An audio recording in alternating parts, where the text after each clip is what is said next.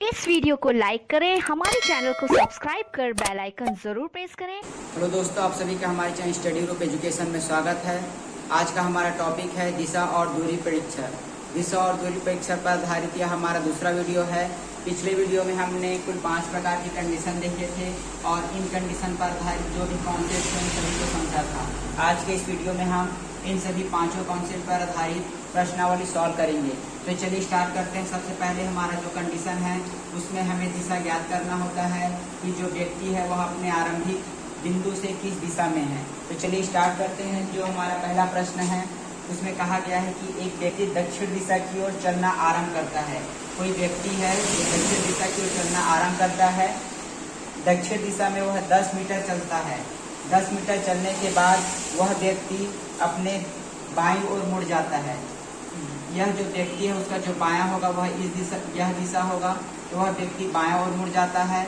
बायां ओर मुड़ने के बाद वह व्यक्ति 15 मीटर चलता है। 15 मीटर चलने के बाद अंत में वह व्यक्ति अपने बाईं ओर मुड़ जाता है। यह जो व्यक्ति है उसका जो बायां होगा वह ऊपर साइड होगा। तो वह व्यक्ति बायां ओर मुड़ जाता है। बायां ओर मुड़ने के बाद हमें बताना है कि उस व्यक्ति का मुख वर्तमान में किस दिशा में है। तो आप देख सकते हैं वर्तमान में उस व्यक्ति का मुख जो है वह उत्तर दिशा में है। पिछले वीडियो में हमने इन सभी पर आधारित जो भी कॉन्सेप्ट थे उसे पढ़ा था। यह हमारा पहला कंडीशन है जिसमें हमें दिशा ज्ञात करना होता है। तो यह जो आप आसानी से समझ सकते हैं कि जो व्यक्ति है वह पहले 10 मीटर जो दक्षिण दिशा में चला, उसके बाद वह बाईं ओर मुड़ा। बाईं ओर मुड़ने के बाद वह 15 मीटर चला। उसके बाद वह फिर से बाईं ओर मुड़ा और हमें बताना है कि वह उस व्यक्ति का मुख वर्तमान में किस दिशा में है। यह जो एक्सरसाइज का पहला प्रश्न है। पहला प्रश्न भी दिशा पर आधारित है। दूसरे प्रश्न में कहा गया है कि एक व्यक्ति मोहन है जो 20 मीटर पश्चिम की ओर चलता है। यह व्यक्ति मोहन है जो पश्चिम की ओर 20 मीटर चलता है। 20 मीटर चलने के पश्चात वह व्यक्ति दाईं ओर मुड़ जाता है। इस व्यक्ति का जो दायां होगा वह ऊपर की ओर होगा। दाईं ओर मुड़ने के पश्चात वह व्यक्ति 20 मीटर चलता है। वह व्यक्ति दायां ओर मुड़ता है और दायां ओर मुड़ने के बाद वह 30 मीटर चलता है। इसके बाद प्रश्न में आगे कहा गया है कि वह फिर से दायां ओर मुड़कर 20 मीटर चलता है। वह व्यक्ति का जो दायां होगा वह इस साइड होगा। वह व्यक्ति दाएं ओर मुड़कर 20 मीटर चलता है। तो हमें बताना है कि वह व्यक्ति किस दिशा की ओर मुख किए हुए हैं। तो यहाँ पर आप देख सकते हैं सबसे पहले 20 मीटर इधर चला, उसके बाद वह दायां ओर मुड़ा और 30 मीटर चला। उसके बाद वह फिर से दायां ओर मुड़ेगा और 20 मीटर चलेगा। तो आप देख सकते हैं उसकी जो स्थिति है वह आरंभिक बिंदु से उत्तर दिशा में है। तो इस पर यहाँ पर 2 प्रकार के प्रश्न बनते हैं। पहला प्रश्न बनता है कि उस व्यक्ति का मुख किस दिशा में है। तो उस व्यक्ति का मुख जो है वह पूर्व दिशा में है। और वह व्यक्ति आरंभिक बिंदु से किस दिशा में है। तो वह व्यक्ति जो आरंभिक बिंदु से उत्तर दिशा में है। इन दोनों कंडीशन को याद रखिएगा। वर्तमान में उस व्यक्ति का मुख जो है वह पूर्व दिशा में है, वह पूर्व दिशा में जा रहा है। लिखा जाए कि वर्तमान स्थिति में वह व्यक्ति अपने आरंभिक बिंदु से किस दिशा में है। तो वर्तमान स्थिति में वह उत्तर दिशा में है। यहाँ पर आप देख सकते हैं वह व्यक्ति उत्तर दिशा में है। तो इस प्रकार इसमें 2 प्रश्न बन सकते हैं। तो चलिए अगले कंडीशन की ओर बढ़ते हैं। अभी याद करना है कि वह व्यक्ति अपने आरंभिक बिंदु से कितनी दूरी पर है। यह हमारा दूसरा कंडीशन है जिसे हमने पिछले वीडियो में पढ़ा था। तो चलिए इस पर आधारित हम आगे प्रश्न देखते हैं। प्रश्न कहा गया है कि मेरा मुख दक्षिण दिशा की ओर है। एक व्यक्ति है जिसका मुख जो है दक्षिण दिशा की ओर है। प्रश्न में आगे कहा गया है कि वह वामावर्त दिशा में 90 डिग्री घूमता है। यहाँ पर हम एक बना देते हैं। उस व्यक्ति का मुख वामावर्त मतलब होता है क्लॉकवाइज। वामावर्त दिशा में यह व्यक्ति जो है दक्षिण दिशा में मुख है और वह वामावर्त दिशा था एंटी क्लॉकवाइज 90 डिग्री घूमता है। तो उस व्यक्ति का मुख वर्तमान में इस दिशा में आ गया। प्रश्न में आगे कहा गया है कि वह व्यक्ति 30 मीटर चलता है। उस व्यक्ति का मुख इस दिशा में हो गया और वह 30 मीटर चलेगा। 30 मीटर चलने के पश्चात वह व्यक्ति यहाँ पर पहुँच जाता है। की ओर घूमकर 40 मीटर चलता है। उत्तर दिशा ऊपर की ओर होता है। उत्तर दिशा की ओर मुड़कर वह व्यक्ति 40 मीटर चलता है। प्रश्न में हमें आगे कहा गया है कि फिर वह पश्चिम दिशा में घूमकर 60 मीटर चलता है। पश्चिम दिशा इस साइड होता है। तो पश्चिम दिशा में मुड़कर वह 60 मीटर चलता है। यहाँ पर हुआ 60 मीटर। प्रश्न में आगे कहा गया है कि 60 मीटर चलता है और फिर बाईं ओर मुड़कर 80 मीटर चलता है। वह फिर से बाईं ओर मुड़ेगा। तो इस व्यक्ति का जो दायां होगा वह ऊपर होगा, जबकि जो बायां होगा वह नीचे होगा। बाईं ओर मुड़कर वह व्यक्ति 80 मीटर चलता है। यहाँ पर वह व्यक्ति पहुंच जाता है 80 मीटर। 80 मीटर चलने के पश्चात हमें प्रश्न में आगे कहा गया है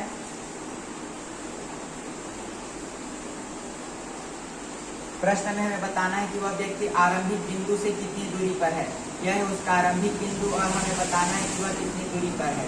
तो ये वाला जो दूरी है उसे हमें ज्ञात करना है। इसको हमने पढ़ा था पाइथागोरस प्रमेय, जिसमें ये जो वाला हिस्सा होता है वह कर्ण होता है। और पाइथागोरस प्रमेय हम जानते हैं कि कर्ण का वर्ग बराबर होता है लंब का वर्ग प्लस आधार का वर्ग। तो यहाँ पर हमें आधार पता है, लंब पता है, तो हम कर्ण का वर्ग ज्ञात कर सकते हैं। ये जो है आधार और ये जो है लंब।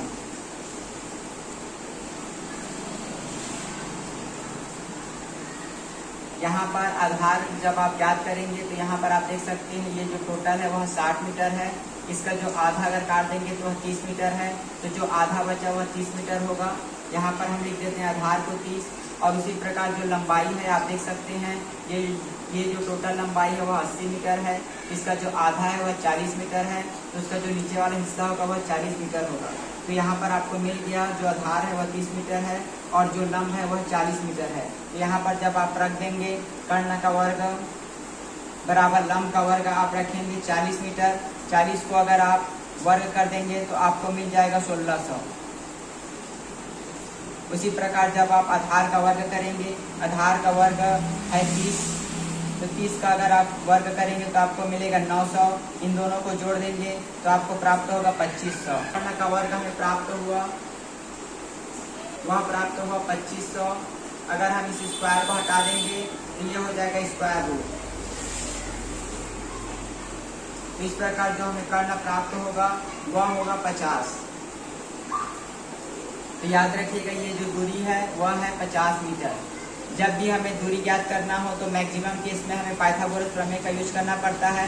पाइथागोरस प्रमेय में ये जो होता है वह कर्ण होता है, जबकि नीचे वाला जो होता है वह आधार होता है और ये वाला जो होता है वह लंब होता है।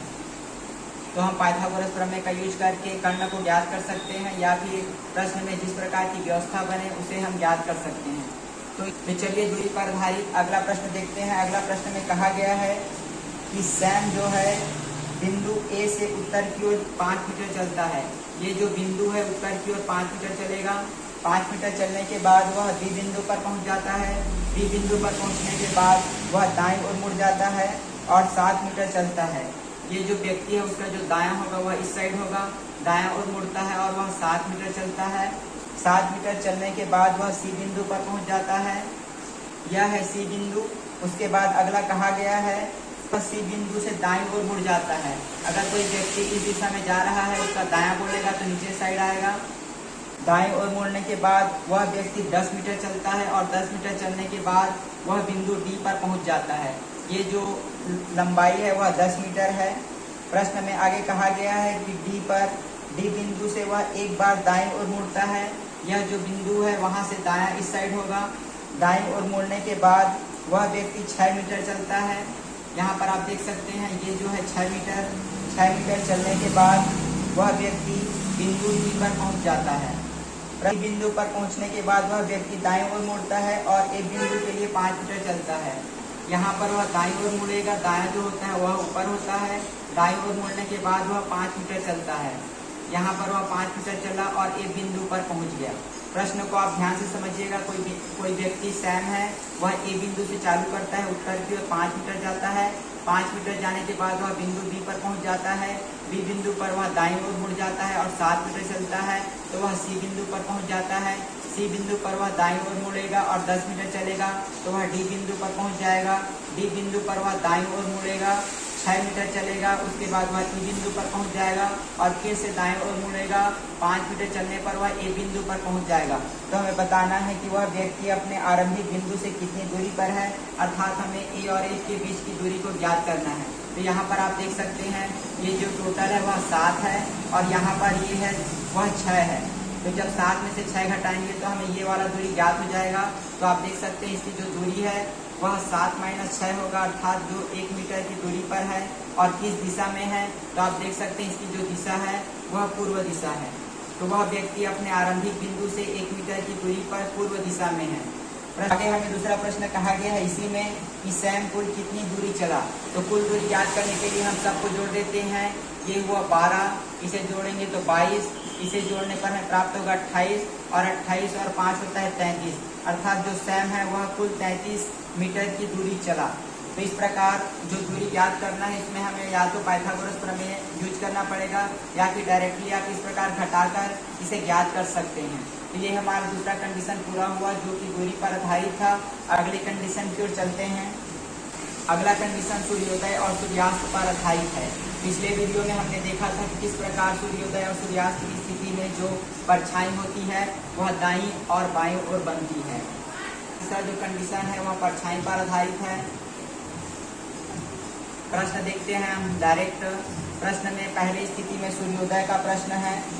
एक दिन सूर्योदय के समय सुनीता और मोती एक दूसरे के सामने खड़े होकर बातें कर रहे हैं। वे अजमेर के दरबार में खड़े हैं। अगर मोती की छाया सुनीता के ठीक दाहिने ओर पड़ रही है तो मोती किस दिशा में मुख करके खड़ा है। सूर्योदय की स्थिति है, यहाँ पर सूर्योदय है। हम जानते हैं कि जो परछाई है वह हमेशा इस साइड बनेगी और ये जो व्यक्ति है उसका यह जो होगा, इस व्यक्ति का जो दायां होगा वह इस साइड होगा, जबकि इस व्यक्ति का जो बायां होगा वह इस साइड होगा। परछाई हमेशा इसी साइड बनेगी, इसलिए हमने इसे लिखा कि इस व्यक्ति का दायां ये होगा और इस व्यक्ति का बायां ये होगा। प्रश्न में हमें कहा गया है कि मोती की छाया सुनीता के ठीक दाहिने ओर, सुनीता के ठीक दाहिने ओर, यहाँ पर आप देख सकते हैं ये सुनीता है, सुनीता के ठीक दाहिने ओर, अर्थात ये जो सुनीता है ये जो है मोती है। प्रश्न में हमें कहा गया है कि मोती की परछाई इस प्रकार जब सूर्य का प्रकाश पड़ेगा तो परछाई इस साइड बनेगी। तो मोती की परछाई सुनीता के ठीक दाहिने ओर है। तो यहाँ पर आप देख सकते हैं ये सुनीता है, उसके दाहिने ओर मोती की परछाई बन रही है।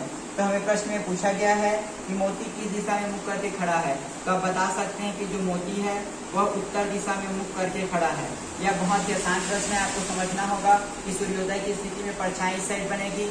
ये जो दो एरो आप बना लेंगे, यह दो व्यक्ति है जो एक दूसरे की ओर मुख करके खड़े हैं और इसका जो दायां होगा वह इस साइड होगा, इसी साइड परछाई बनेगी और बायां इसी साइड परछाई बनेगी। उसके बाद जैसा आपको कहा गया इस प्रकार आप अरेंज करके इसे बना सकते हैं। तो चलिए अगला प्रश्न देखते हैं। अगला प्रश्न जो है वह सूर्यास्त पर आधारित है। सूर्यास्त की स्थिति में जो सूर्य होगा वह पश्चिम दिशा में होगा और दो व्यक्ति आपस में बात कर रहे हैं। इसकी जो परछाई है वह इस साइड बनेगी। इस व्यक्ति का जो दायां है वह इस साइड होगा, जबकि इस व्यक्ति का जो बायां है वह इस साइड होगा।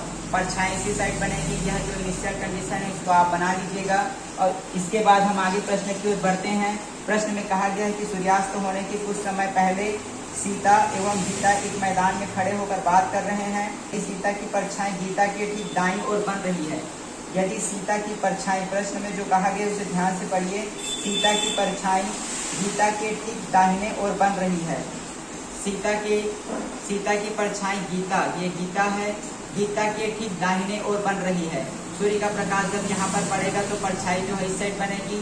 तो हमें प्रश्न में कहा गया कि जो सीता की परछाई है वह गीता के ठीक दाहिने ओर बन रही है, अर्थात यह गीता है और ये सीता है। प्रश्न का जो सेकंड लाइन होगा, जो सेकंड टर्म होगा उसे ध्यान से पढ़िएगा कि किसके दाईं ओर बन रही है, उसके दाहिने ओर बनेगा। तो आप जान सकते हैं कि गीता है, उसके दाहिने ओर बन रही है। और प्रश्न में हमें पूछा गया कि गीता का मुख किस दिशा में है। तो आप देख सकते हैं जो गीता है उसका मुख जो है वह उत्तर दिशा में है। तो इस प्रकार आप आसानी से सूर्योदय और सूर्यास्त पर आधारित जो भी प्रश्न है उसे बना सकते हैं। तो चलिए अगला कंडीशन जो चौथा है वह डिग्री पर आधारित है। जो अंश होगा वह परिवर्तित होगा। पिछले वीडियो में हमने देखा था कि क्लॉकवाइज और एंटी क्लॉकवाइज की स्थिति में आप इस प्रकार के प्रश्नों को सॉल्व करेंगे। तो चलिए हम इस पर आधारित प्रश्नों को देखते हैं। पहला प्रश्न दिया गया कि रहीम पूर्व दिशा की ओर जा रहा है। कुछ दूर जाने के बाद वह 45 डिग्री बाएं मुड़ जाता है। यहाँ पर है रहीम, वह पूर्व दिशा में जा रहा है। कुछ दूरी जाने के बाद वह 45 डिग्री मुड़ जाता है। जब भी डिग्री वाले प्रश्न आए तो आप इस प्रकार इसको बना लीजिएगा। वह व्यक्ति पूर्व दिशा में जा रहा है, उसके बाद वह 45 डिग्री बाईं ओर मुड़ जाएगा। इसका जो 45 होगा वह आधा होगा, बायां जो है वो ऊपर की ओर होगा, आप दायां जो है वह नीचे होगा। प्रश्न में हमें आगे कहा गया है कि फिर कुछ दूर जाने के बाद 90 डिग्री बाईं ओर मुड़ जाता है। कुछ दूर जाएगा, उसके बाद वह 90 डिग्री बाईं ओर मुड़ जाएगा। तो अगर आप इसका 90 डिग्री लेंगे बाईं ओर तो यह जाएगा इस साइड। यह 45 है और ये 45, तो टोटल 90 हो गया। तो यहाँ पर वह पहुंच जाता है। प्रश्न में हमें पूछा गया है कि अभी वह किस दिशा में जा रहा है। 90 डिग्री घूमने के बाद आप देख सकते हैं इसकी जो दिशा है वह यह है नॉर्थ और यह है वेस्ट। इसकी जो दिशा होगी वह उत्तर पश्चिम होगी। तो इस प्रकार जो आंसर होगा हमारा वह होगा उत्तर पश्चिम दिशा। जब भी इस प्रकार के प्रश्न आए आप सबसे पहले इस प्रकार बना लीजिएगा और जितना डिग्री घुमा, अगर 180 डिग्री घूम रहा है तो 180 घुमा दीजिए। अगर फिर से 45 घूमे तो 45, अगर 90 घूमे तो आप यहाँ पर बना सकते हैं। ये जो दूरी होगा वह 90 होगा। फिर से अगर 45 घूमे तो वह यहाँ पर इनिशियली कंडीशन में पहुँच जाएगा। तो इस प्रकार दाएं और बाएं के हिसाब से आप घुमा सकते हैं। यह जो आधा होता है वह 45 होता है, ये जो पूरा है वह 90 है। अगर 180 बोले तो इस प्रकार घुमाइए। अगर 135 बोले तो 90 और 45 अगर जोड़ेंगे तो ये जो है 90 है और ये वाला जो है 45 है, तो टोटल 135 हो जाएगा। तो इस प्रकार आप डायरेक्टली घुमा सकते हैं 145। चलिए इस पर आधारित एक और प्रश्न बचा है और इस वीडियो का आखिरी प्रश्न है।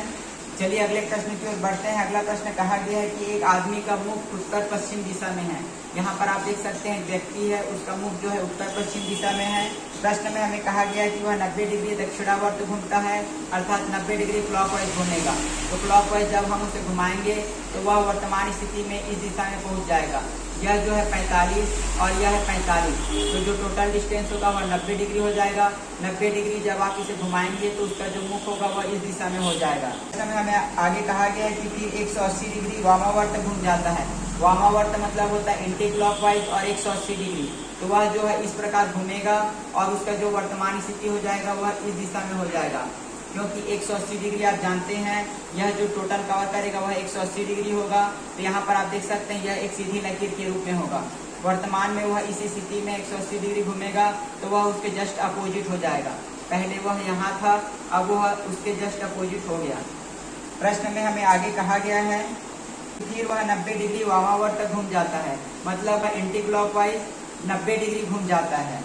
यहाँ पर 90 डिग्री घूमेगा तो यहाँ पर आप एंटी क्लॉकवाइज इसे घुमा दीजिए 90 डिग्री।